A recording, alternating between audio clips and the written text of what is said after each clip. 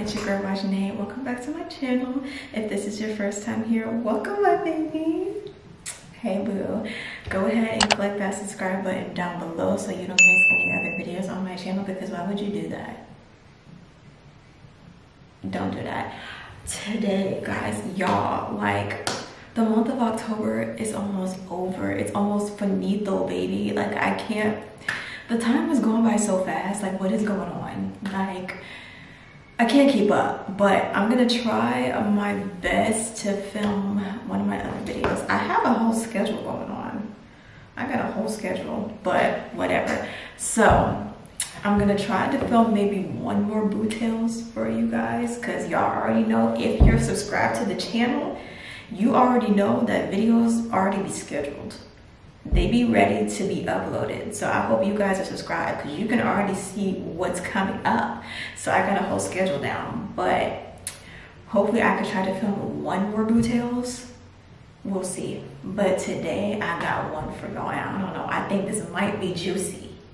This might be juicy. So without further ado, let's get to it. This boo tales is called Match Made in Heaven. Ooh. All right, let's get to it. Cassidy Bennett was tired of being single. I know that's right. Okay. Okay. Let me stop. My girl said she tired of being single. She tired, all right? It seemed like everyone in her life was pairing off. Her best friend just got engaged. Her cousin was planning a wedding. Even her neighbor, the awkward guy who always wore mismatched socks, had found love. What's wrong with mismatched socks? Like, at 26, Cassidy was beginning to feel the pressure. It's okay, girl. She tried everything. Dating apps, blind dates, setups through friends. Nothing worked. Every guy she met was either uninterested or downright creepy. One Friday night, after another awkward date that ended with her making excuses to leave early, Cassidy found herself scrolling through her phone in bed. It was nearing midnight, and the glow from the screen cast strange shadows across her room. Tired of seeing happy couples flaunting their relationships online, she closed her social media apps and opened her email, and that's when she saw it. In her spam folder was an email with the subject line, Match Made in Heaven. Find your soulmate now. Uh-oh. See, I thought I told you guys about these ads. I thought we learned about this in the last couple of boo tales. Did we not?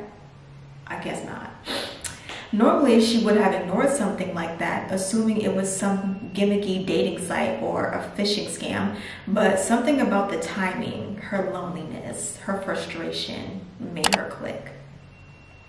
The website that opened wasn't flashy or filled with obnoxious ads like she expected. Instead, it was simple, elegant even, with an ethereal design, soft cloud-like backgrounds, and a serene, calming color palette. A single sentence hovered at the top of the page. Are you ready to meet the one who was made just for you? Underneath, there was a button, Find Your Match. Cassidy hesitated. She had sworn off dating apps, and something about this felt a little too good to be true. But her curiosity and her loneliness won out. She clicked.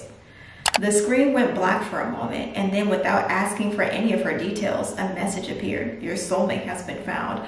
Pause. Why are we just now finding soulmates and you didn't ask me any questions? Like, you didn't ask me how old I was, like my zodiac sign. You didn't even ask what are my favorite hobbies.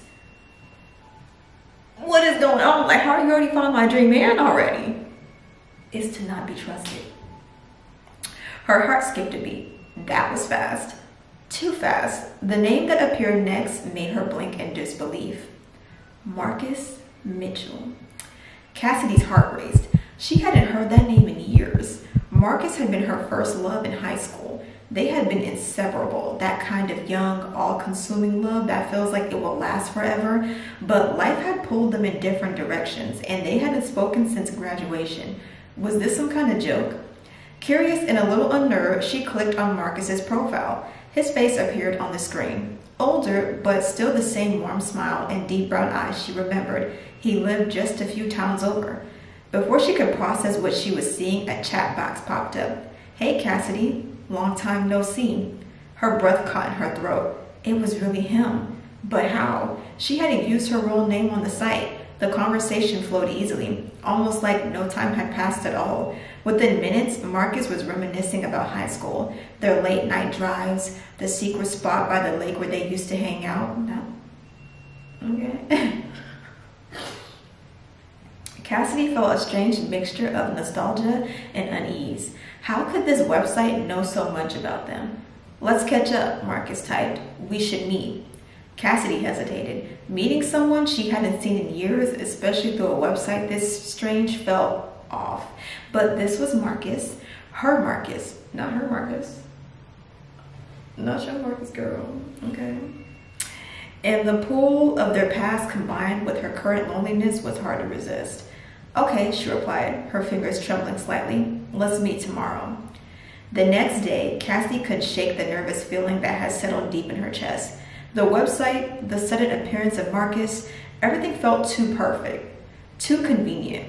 But when she thought of him, those memories of their time together came flooding back, pushing aside her doubt. They had agreed to meet at a coffee shop downtown, one they used to go to back in high school. When she arrived, Cassidy scanned the room, her heart pounding with anticipation, and then she saw him. Marcus looked exactly as she remembered, tall, broad-shouldered, with that easy smile that used to make her melt. Oh. He waved her over, and despite the years that had passed, Cassidy felt the same butterfly she had felt as a teenager.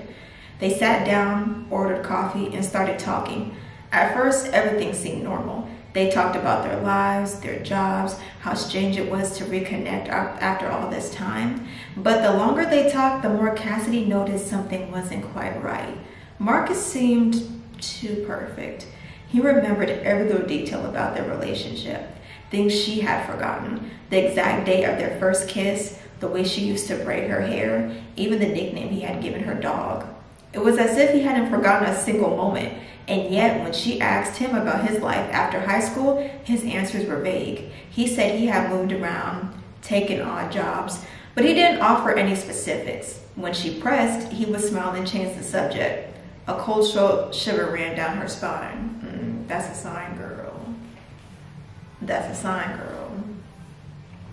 Then there were the small things, the way he would stare at her, just a little too long, or the fact that his reflection in the window behind him seemed distorted, like a blurry photograph.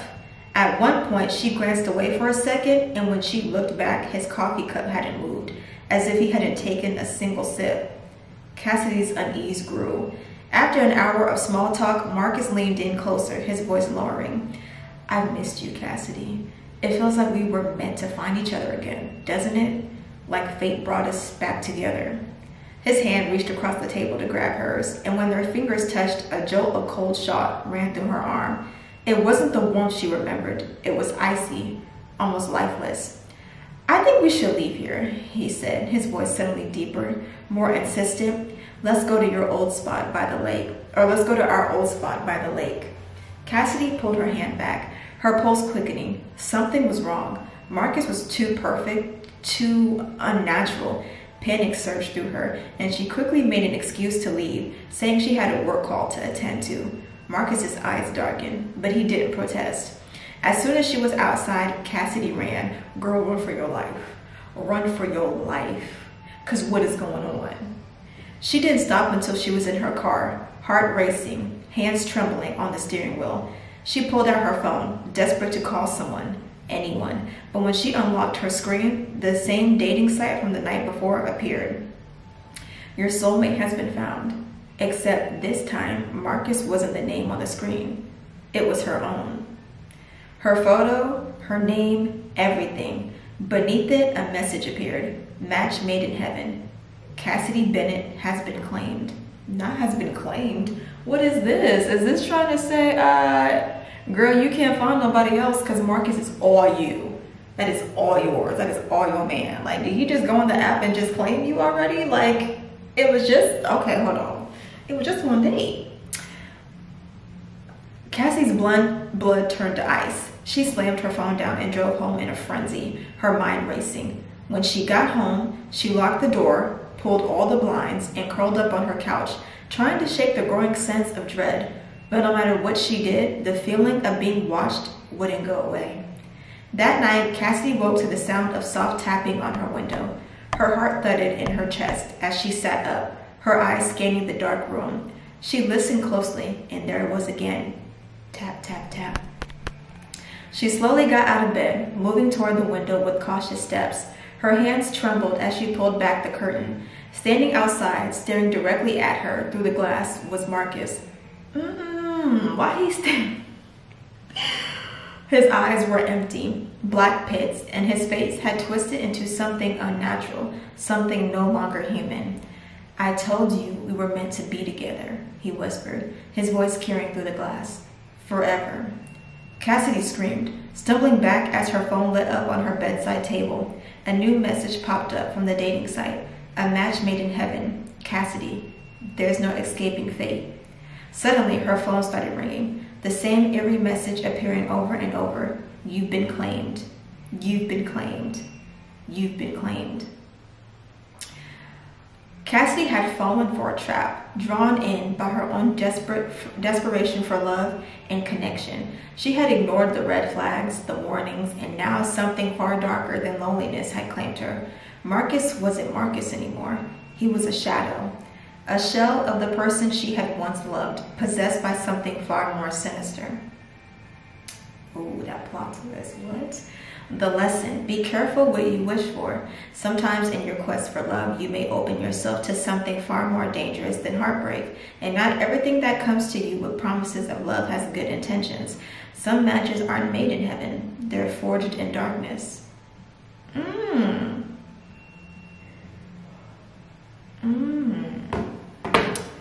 Oh my gosh. Wait, pause. I'm so confused about this. Wait a second. So Marcus wasn't even Marcus. Like, it was his shadow of the person that she once loved. That's some crazy ish. Hold on. I'm gonna have to come back. Give me a second. Okay, y'all, check this out. We just got deeper into this plot twist, y'all. And we're gonna figure out what happened to Marcus and roll it out. So check this out. Cassidy's heart pounded as she stared through the window, the dark, twisted figure of Marcus standing outside her house. But there was something wrong, more wrong than she could ever comprehend. His features had contorted grotesquely, his eyes hollow and black, but it wasn't just his face that terrified her. The Marcus standing there now wasn't solid. His outline flickered, shimmering in and out of existence like a broken television signal. The figure shifted in the dim light, its form fluctuating between Marcus's familiar face and something else, a darker, ancient entity lurking beneath the surface, a shadowy presence that seemed to reach out for her with ghostly hands. "Forever," he whispered again, but his voice no longer sounded like Marcus's. It was deeper, almost a growl, like two voices speaking in unison. Cassidy backed away, her mind spinning. Her phone was still ringing, its eerie messages filling the room. "You've been claimed." Desperately, she tried to shut it off, but no matter what button she pressed, the screen wouldn't turn off. It flashed, pulsating, as though alive, and the words on the screen morphed into something even more terrifying. "The bond is sealed." Suddenly, memories began flooding Cassidy's mind, but they weren't hers. Visions of past lovers, people she had never met, flashed before her eyes. Women and men, all smiling happily at first, only to slowly descend into horror as they realized they were trapped, bound by some invisible force. They couldn't escape their matches. Cassidy saw their fates, each of them being claimed, consumed by the very person they thought was their soulmate, their bodies withering into empty shells, their souls devoured by the dark force that had promised them eternal love. Cassidy fell to her knees as the visions overwhelmed her. It wasn't just her. There had been others, many others before her, all tricked by this malevolent entity. Marcus wasn't real anymore. He hadn't been real for a long time. He was just another soul claimed by this darkness, a puppet used to lure her in, and now she was next. Her phone buzzed again. This time it wasn't the eerie message, but a notification from the dating site. Her breath hitched as she opened the app. "You are now soulbound. Marcus is your eternal partner." Below that message, a new profile picture appeared. It was her face, but wrong. Her eyes were wide, lifeless, her mouth twisted into a cruel, unfeeling smile. Underneath her photo, it read, claimed, soul removed. Ooh, not soul removed. Hey, that's crazy. Cassidy screamed. Her own face stared back at her, like a reflection from some twisted future. She hadn't just fallen for a dating scam. She had become part of an eternal, supernatural cycle of soul stealing. Suddenly, her door rattled. Slowly, with an ominous creak, it began to open. A gust of icy wind blew through the room as the figure that had once been Marcus entered, its body flickering in and out of reality. Behind it, the shadows seemed to pulse and crawl, as though they were alive, reaching out for her. You're mine now, the figure said, its voice dark and ancient. I've waited for you, Cassidy. We're a perfect match. Don't you see? Cassidy stumbled backward, her body shaking as the weight of the truth crushed her. This thing, whatever it was, wasn't Marcus. It wasn't even human. It was some kind of ancient force, a dark entity that fed off love, binding people's souls to it in an eternal twisted marriage. It had been using Marcus's image to lure her in, but now the mask was slipping. The real monster was emerging. As the figure approached, Cassidy realized with chilling clarity that she was running out of time. If she didn't break this bond now, she would lose herself entirely, just like Marcus had. She would become another hollow shell, another puppet to lure in the next unsuspecting soul. In a desperate act, Cassidy grabbed a lamp from her nightstand and smashed it on the floor, shattering the bowl. She picked up a jagged shard of glass, her hands trembling. Stay away from me, she screamed, holding the shard out in front of her. The creature laughed, a low guttural sound. You can't hurt me, Cassidy. You're already mine. But Cassidy wasn't thinking of hurting it. She was thinking of the only escape left, the only way out of the bond. With tears streaming down her face, Cassidy raised the shard of glass to her arm, pressing the sharp edge against her skin. I won't let you take me, she whispered, her voice shaking. Just as she was about to make the final cut, the figure lunged at her with inhuman speed, grabbing her arm in a vice-like grip. The cold seared through her flesh, and for a moment, Cassidy thought it was all over, but then something strange happened. The second their skin touched, Cassidy felt a surge of energy, something ancient, something powerful, rising up within her. It was as though the bond between them wasn't complete yet, as though she still had a chance to fight back. Her mind raced, and she remembered something the dating site had said, your soulmate has been found, the key word being soulmate. Cassidy's mind worked fiercely. If this thing had taken Marcus's soul, it needed hers to complete the bond. But what if she didn't give it willingly? What if she fought back, refused to submit? Drawing on the last reserves of her strength, Cassidy screamed, pulling away from the creature's grasp. You're not my soulmate. You're nothing, she yelled, throwing the shard of glass at the figure. The creature recoiled, its face twisting in rage. You can't escape me. The bond is sealed. But Cassidy was already moving, grabbing her phone and running out the door. She didn't know where she was going, only that she had to get away. As she ran, the creature's voice echoed behind her, growing fainter with each step. We're bound, Cassidy. You'll never escape me. Cassidy thought she had escaped. She thought she had broken free from the curse, but the real horror was only beginning. Weeks passed, and while the nightmares of Marcus haunted her, nothing strange had happened since that night. She started to believe that maybe, just maybe, she had fought off the entity. Life returned to normal, and she even deleted the dating app from her phone. But one night, she was getting ready for bed. Her phone buzzed again. This time, it wasn't a message from the dating site. It was a notification from her banking app. Congratulations on your recent transaction. $0. Thank you for choosing Soulbound Services, LLC. Her heart dropped. She clicked on the notification and her screen flashed with a new message. The bond can never be broken. Cassidy stared in horror as her reflection in the mirror behind her shifted. Her eyes turned dark, hollow. Her smile twisted to something that wasn't her own. She realized then that she hadn't escaped at all. She had become the new face of the entity. The next soul it would claim would be through her. Hey, yo, that's crazy. But listen, we got to figure out what happened to Marcus, right? Like, how did this even start? So as Cassidy ran, her thoughts briefly drifted to Marcus. Where was he? Was he still alive? Or was he truly gone, just another victim of his dark entity? The memory of him, the real him, still haunted her. She had genuinely connected with him, but now everything felt like a lie. Later, when Cassidy thought she had escaped the terrier, the question of Marcus' fate gnawed at her mind. She needed answers, and not only to put her own soul at ease, but to understand the true nature of the horror she was facing. Determined to find the truth, Cassidy decided to do some digging. She hacked into the dating site's backend accessing her private profiles and hidden messages, hoping to learn more about Marcus, which she found left her speechless. Marcus's profile was far older than she'd realized. It had been active for over 20 years. Hey, yo, that's crazy. Far longer than Marcus could have been alive if his age on the profile was correct. She searched deeper into the app's history and came across dozens, no, hundreds of familiar profiles, all belonging to people who had seemingly vanished from existence after using the app. Some had disappeared as recently as a month ago. Others dated back to the early 2000s. Marcus hadn't been her first match. He had been matched before with other women who had mysteriously disappeared. Cassidy found a chilling trail of victims, all of them claimed, with no trace left behind. Each one was lured in by Marcus, only for the same entity to use him as bait, trapping their souls in the same way it had tried to trap hers. Or that it did, because this is before she actually got trapped and her soul got taken. But there was more. Digging even deeper, Cassidy uncovered a forgotten police report from 3 years ago. Marcus Bradford, age 27, reported missing.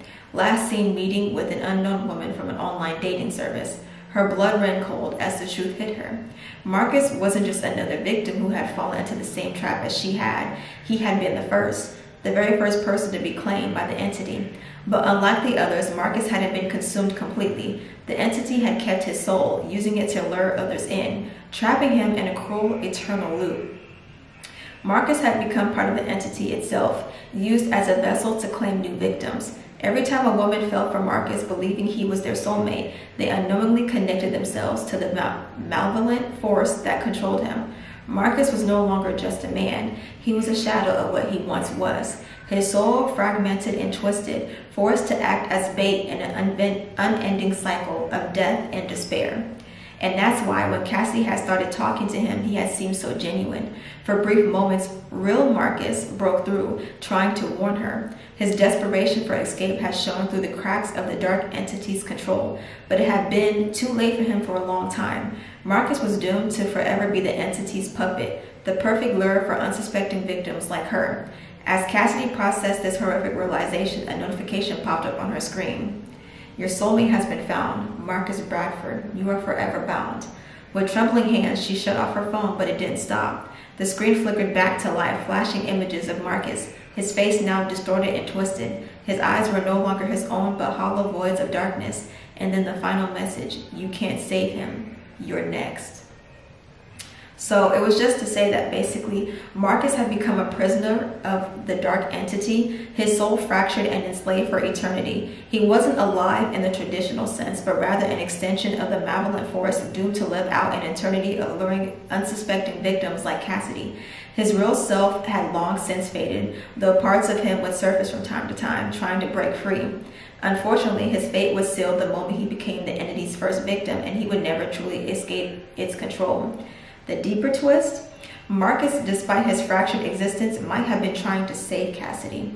His real self had likely surfaced in brief moments, reaching out to her through their conversations, but the entity's grip was too strong. Cassidy now understood that Marcus had become both victim and villain in this never-ending cycle, a tragic figure forever caught between life and death. So, I know that probably sounds confusing, but I had asked my AI, like, could they explain the plot twist even more? And so what I was reading before then was the plot twist, like when she found him outside her house before her soul got snatched, that was them going deeper into that plot twist a little bit more. And then I had asked what happened to Marcus. I was gonna say Martin. What happened to Marcus? And then that explanation pretty much explained what happened to Marcus during their first date when they went to drink coffee. Yeah, it was kind of explaining that situation. Like, why did he seem so perfect? Like, why did he seem to remember all these different memories and stuff like that from their past, but she didn't remember? So that was me going back asking, okay, well then how did Marcus get to that point? Like, how did he even like come to her profile as a match? Like, how did he figure out like all these different things about each other, like back when they were in high school and all that other stuff? And so that was basically explaining like how he seemed so perfect. So y'all, basically, like, Marcus was in the same situation as Cassidy at one point before this situation even came apart. Like, he probably, like, it's not to say that he probably didn't remember like him and Cassidy's like relationship before. Maybe he still wanted something like that, but knew he probably couldn't get it because him and Cassidy haven't seen each other in a long time. Or maybe just maybe like he wanted Cassidy back but didn't know where she was, and so maybe he thought like, if I go on this dating app, like, who knows, like maybe fate will bring us together and like maybe I could meet her on this app. Wouldn't that be crazy? Because you're thinking like really deep into it, like, yo, like I haven't seen Cassidy in like years, but like she was like maybe the best I've had, you know, and whatnot, and I want to see if we can rekindle that. Like, what are the chances of me getting on this dating app and Cassidy is also on the dating app? Ain't that a crazy thought?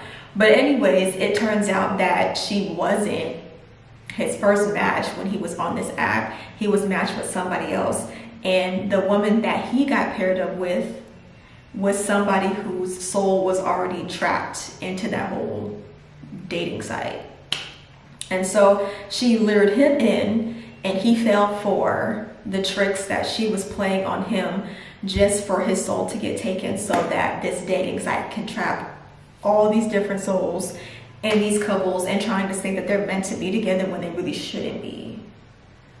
Ain't that some crazy stuff? So that wasn't even truly Marcus. It was more so like his shadow, should you say? Like the shadow of his real self, because really his soul wasn't his anymore. The site had trapped his soul. So basically his shadow was the only real version of himself that was still kind of there when they would be talking and having conversations. Maybe like bits and pieces of his real self was coming out, while his soul that was now taken, while his soul was trying to appear as this perfect version of the Marcus that maybe she thought she knew. The real pieces of himself was coming out, maybe trying to warn her to like get away and stay away from him and not get so consumed into this site, because this wasn't truly himself. It was really somebody else, and they was taking control of him, and it was just appearing as if it was his old self, but it really wasn't. And so maybe he was trying to like tell her in ways to like get away and to warn her to not take this too seriously and just, girl, run for your life. But it sucks because like the soul took advantage, and it was way stronger than like his real true self of what was left of his. It was too strong, and so it ended up taking Cassidy. So now Cassidy's soul is now taken, and she's trapped in that web of fake couples and love and I don't know what else. So hopefully that didn't confuse you guys. This is the type of length and description and details that I was wanting my AI to give all these stories, but it just wasn't giving it. But I hope this was giving you all the tea. It was giving you all the suspense, all the scary vibes, the plot twists, like all of that. I really hope it did. Sorry if it confused you, because I felt like it was very descriptive, but I was like, nah, we need to get into what really happened to Marcus, because how come she got on this dating app and all of a sudden it says Marcus is her soulmate, and she's like, Marcus? I haven't seen him in years. And I'm like, oh, so you know him? Like, how is this just somebody that you, like, how do you just come out of nowhere? Like, we needed more details. And so I had to ask my AI for the details. How did this happen? Like, if he's just coming up out of nowhere and all of a sudden he's acting real sinister, why is that? We need to get into the tea behind that, because not you trying to just give us this vague storyline, you know, and you're not giving us all the details that we need.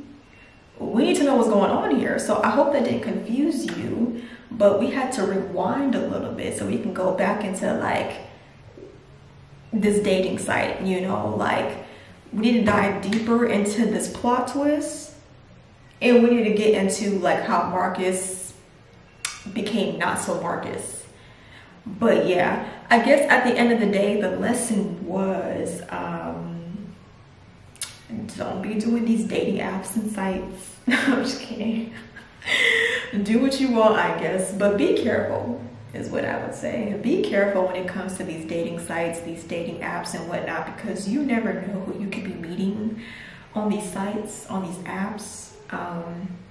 Yeah, be careful. I mean, there's a couple of girls on YouTube that talk about their story times on like their dating app trials and tribulations, and it'd be crazy. But I'd just be thinking like, be careful, because a lot of times, like, you really don't know those people. You don't know those people, and yeah, everybody's in a place where they just want to find love because they don't want to be alone. And obviously you saw it, like Cassidy was just in a place where she was tired of being single and she was tired of being lonely, that she was willing to risk everything. Like, she was willing to just be like, you know, I guess she was willing to risk her soul for this, like, because she was like, I'm not trying to be lonely, like, I'm trying to have a man in my life, you know.